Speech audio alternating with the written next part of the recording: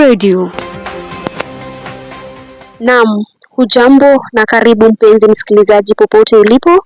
Ni kutumai ubuheri wa afya na kukaribisha katika taarifa zetu za saa moja ikiletwa kwako nami nenda kwa jina Melvin Okech.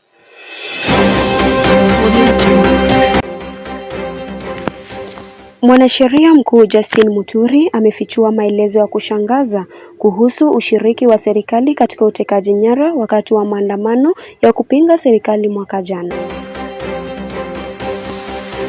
Muturi amesema kwamba mwanawe Leslie Muturi alitekwa nyara na maafisa wa usalama na aliachiliwa tu baada ya Rais William Ruto kuingilia moja kwa moja na kuagiza mkuu wa ujasusi kuhakikisha anapata uhuru wake.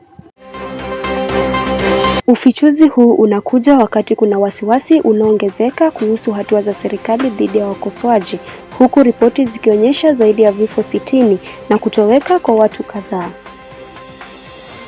Licha ya Muturi kukumbana na upinzani kutoka kwa washirika wa kisiasa wa rais, wakiwemo vitisho vya kuondolewa madarakani, anasisitiza kwamba haki lazima itendeke kwa familia za waliopotea. Swala hili linazua maswali kuhusu taswira ya Kenya kimataifa. Habari nyingine ni kuwa Kenya imeelekeza macho yake kwa Umoja wa Falme za Kiarabu, United Arab Emirates, ikitafuta ufadhili wa kukamilisha mradi wa reli ya kisasa maarufu kama SGR. Reli hiyo kwa sasa inamalizikia Naivasha katika bonde la Ufa, lakini bado kilomita 468 zinahitajika ili kufikia mpaka wa Uganda. Rais William Ruto amesema upanuzi wa reli hii ni muhimu kwa kuimarisha biashara na mataifa jirani kama Uganda na Sudan Kusini.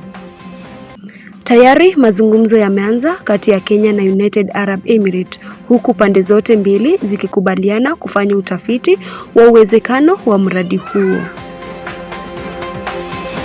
Reli ya kisasa awali ilifadhiliwa na Uchina kupitia mpango wake wa kimataifa wa Belt and Road Initiative. Hata hivyo, Uchina ilisitisha ufadhili wa awamu ya pili kutokana na wasiwasi kuhusu deni na faida za miradi mikubwa ya miundombinu.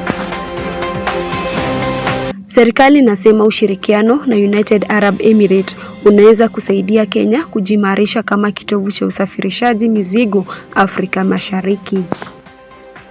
Iwapo mradi huu utakamilika, reli hii itapunguza gharama za usafirishaji, kupunguza muda wa kusafirisha bidhaa na kufungua fursa mpya za biashara kwa nchi ambazo hazina bandari kama Uganda na Sudan Kusini.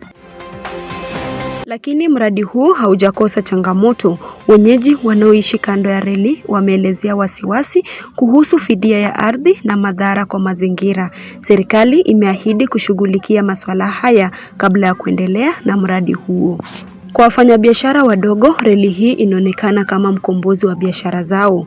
Wengi wanatarajia kwamba reli itakapokamilika itawaunganisha na masoko mapya na kupunguza ucheleweshaji wa bidhaa.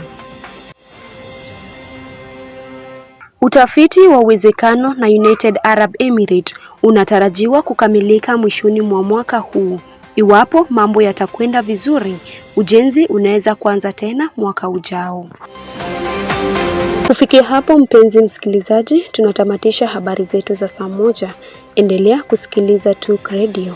Jina langu ni Melvin Okech. Nakutakia jioni njema.